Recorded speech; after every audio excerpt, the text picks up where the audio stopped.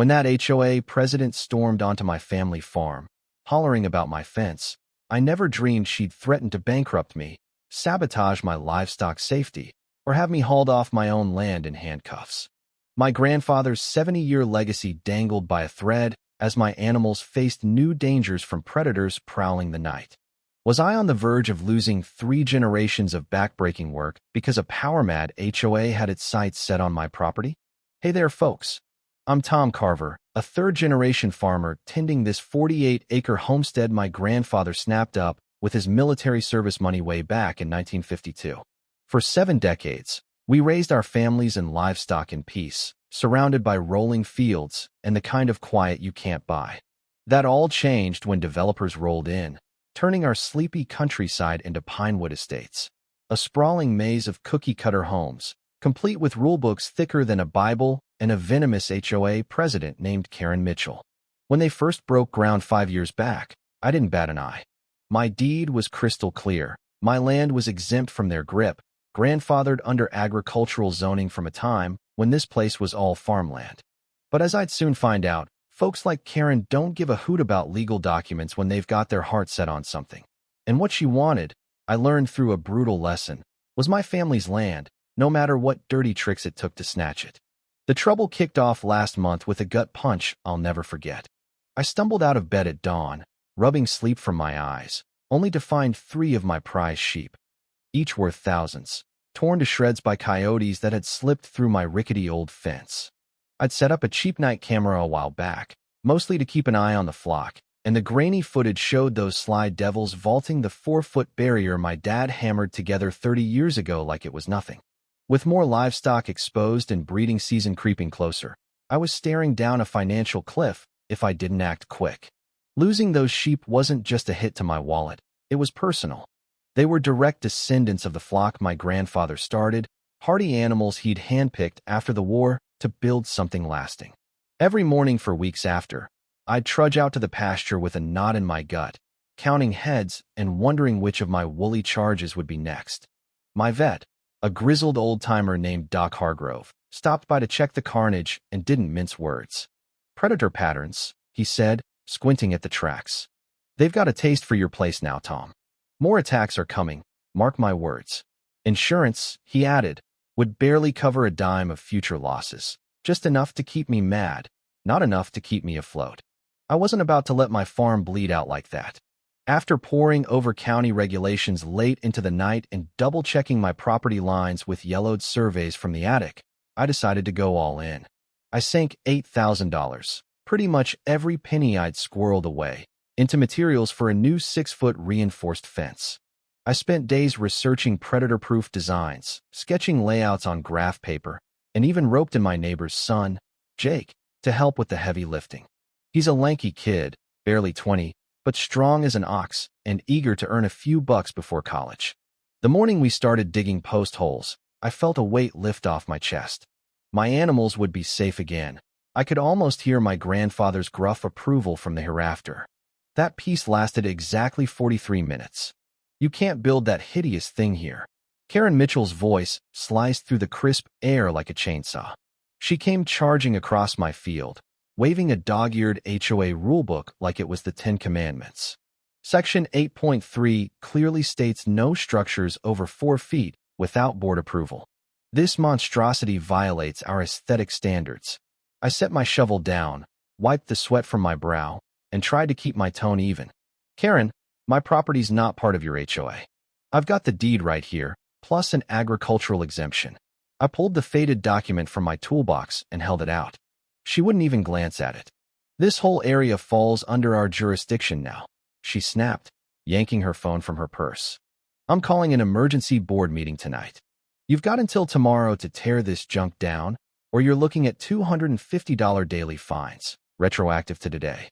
As she spun on her heel to leave, she tossed me a smile that could freeze water. "You should know, Tom, the last 3 holdouts who fought us? They're gone now. Maybe ask yourself why." I barely had time to process her ambush before her black SUV roared up, tires spitting dust across my half-dug fence line. Karen hopped out, designer sunglasses glinting, her Italian heels sinking into the soft earth as she stormed back over. You can't build that eyesore here, she repeated, jabbing her rulebook at me again. I went through the same spiel, deed, exemption, county zoning, but she brushed it off like I was speaking gibberish. I'm calling the board tonight, she said, already dialing. Remove this by tomorrow, or the fines kick in. I planted my feet. Ma'am, I've lost valuable livestock.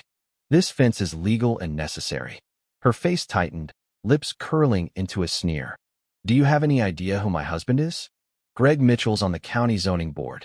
One phone call from him, and your precious agricultural status could be under review. My blood started simmering, but I kept my cool. That sounds an awful lot like a threat. She smirked, inspecting her manicured nails. It's a reality check, Tom. Pinewood Estates has a vision for this community, and your smelly, noisy farm doesn't fit. We've already had complaints about animal odors and clucking chickens. The board's considering nuisance action. As she sashayed back to her car, she paused for effect. Selling might be your smartest move. Summit Development's eyeing properties like yours. We could make it a quick sale before these violations bury you. That icy grin flashed again. The last 3 holdouts are gone. Think about that. I stood there, shovel in hand, watching her taillights vanish, a sinking feeling gnawing at my gut. That evening, my neighbor Rick slipped over after supper. He's a wiry guy, pushing 60, who joined the HOA under duress when Pinewood expanded. Tom, he said, voice low, I was at their emergency meeting. Karen's gunning for you hard. But here's the thing. 2 board members, newer folks, questioned her authority over your land. She shut him down fast, but I could tell they weren't sold. That tiny crack in their armor sparked a flicker of hope. I wasn't totally alone. Then Rick leaned closer, dropping his voice to a whisper. Before the meeting, I overheard her in the hall with some suit. She kept going on about your lands, prime location, and development potential. Something about Phase 3 expansion and how your property's the perfect connector. Tom, this ain't about your fence. It's bigger. By sunrise, a stack of certified letters landed on my porch, each one bristling with legal threats, fines, injunctions, the works. Most folks might have folded right there, but I'm not most folks. I called up Lisa Harper, an attorney I'd met at a county fair years back who specialized in property disputes. She's a no-nonsense woman, sharp as a tack, with a knack for sniffing out bullshit. I hauled my paperwork to her office, a cramped little space above the feed store, and spread it out on her desk. After an hour of flipping through deeds, surveys, and zoning maps, her eyes lit up.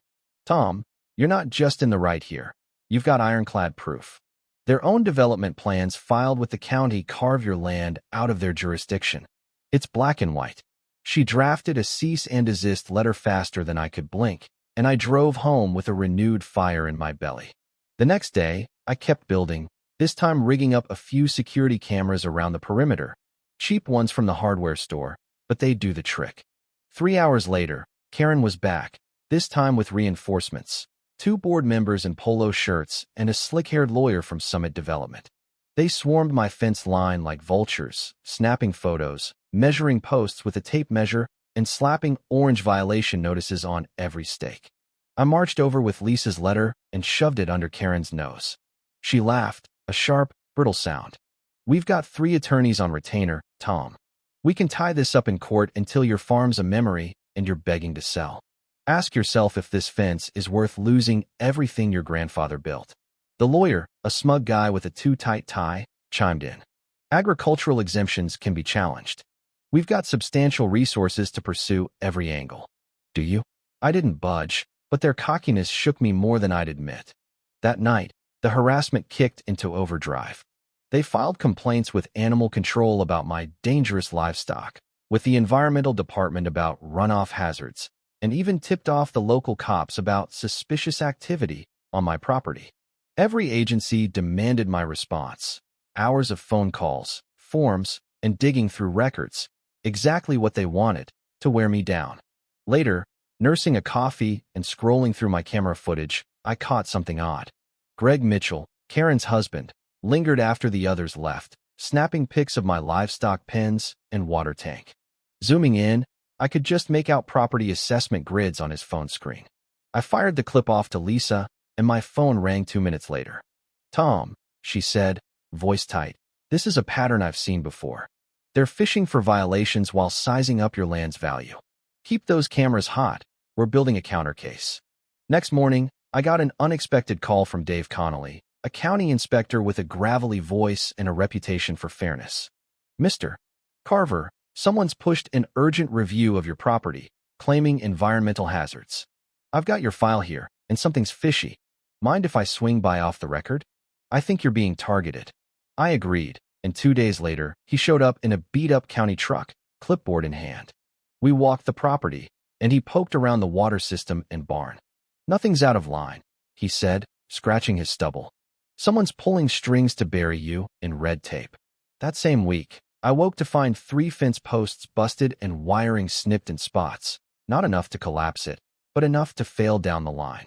My cameras caught a hooded figure at 2:17 a.m., face obscured by shadows. Then the HOA filed a formal county complaint alleging code violations, and my insurance company sent a letter questioning my coverage over unsafe agricultural practices. The pressure was spreading like wildfire. My elderly neighbors, Sam and Ellen, called in a panic.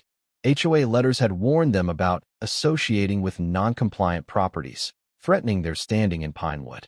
It wasn't just me anymore.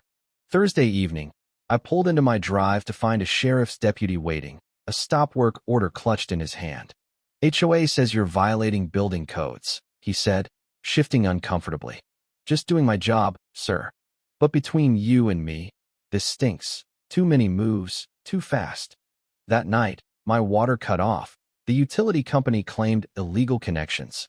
My livestock had no water, and I shelled out $350 for an emergency inspection.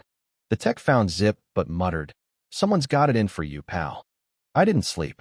Instead, I hunched over my laptop, digging through county records online.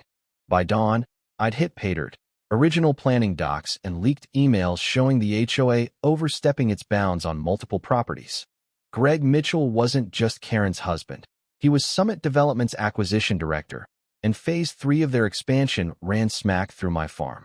The HOA wasn't just petty. It was the muscle for a corporate land grab. I kept digging, fueled by black coffee and fury. 6 other owners, mostly elderly widows and a disabled vet, had been bullied out in the last 18 months, selling below market value to shell companies tied to Summit.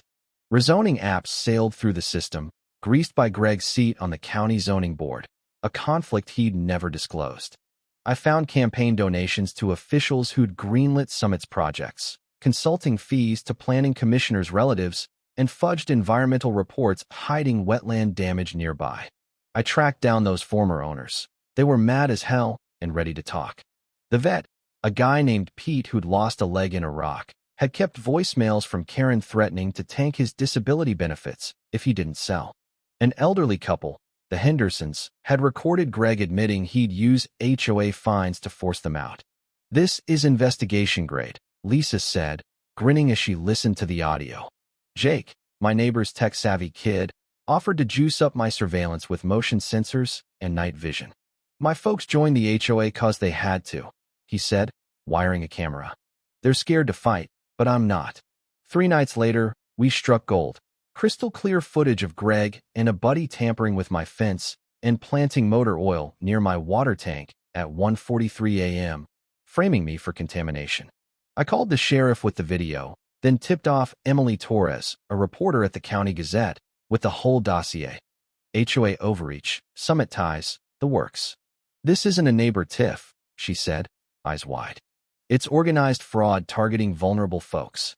The Gazette's front-page expose lit a fire. Dave, the inspector, rechecked my property, cleared all allegations, and wrote a statement affirming my exemptions. 20 years in this job, he told me, and I've never seen regulations twisted like this. Someone's bypassing checks. That's someone. Karen's cousin in the permits office. 3 HOA members then reached out on the down low. Dues were skyrocketing, funneled to legal firms harassing outsiders, with records to back it up. I crashed the next HOA meeting with Emily in tow. Karen tried booting us, but I fired up a projector with maps showing their true boundaries. "Your board's illegally targeting properties for Summit," I said, rolling Greg's vandalism clip. The room erupted. Homeowners saw they'd been duped. "How many of you got hit with random fines?" I asked. Dozens of hands shot up. That cash didn't fix potholes, it funded intimidation. A retired judge, new to Pinewood, stood. This is criminal conspiracy and fraud. Karen screeched denials, but Ellen, 78 and trembling, rose. You threatened me with $500 daily fines over my husband's memorial garden, saying I'd lose my house. Now I know you wanted our land. The HOA's treasurer, pale as a ghost, admitted questioning payments targeting non-HOA properties, only to be cut out of the loop.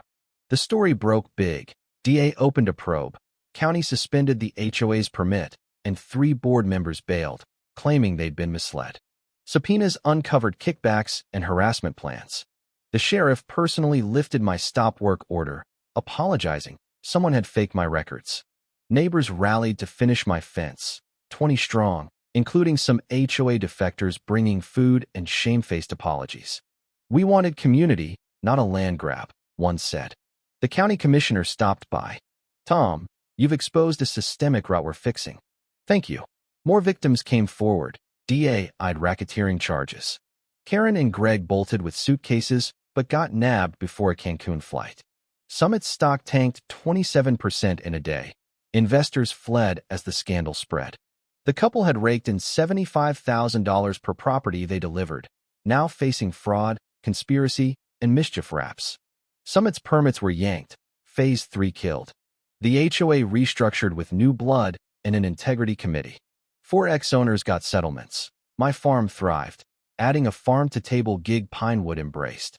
6 months on, Karen's mom showed up, eyes red. Her desperation came from Greg's medical bankruptcy. Summit offered debt relief for properties. Greed took over. She handed me Karen's apology letter with leads on other targets. Info I gave investigators, maybe saving dozens. It named 3 officials blackmailed into compliance, sparking an ethics sweep. The new HOA guidelines became a statewide model, shielding historic lands. Standing up saved more than my farm. It rebuilt our community. Got an HOA horror story? Share it. Know your rights. Document everything. And don't back down. Your fight might save the whole damn neighborhood.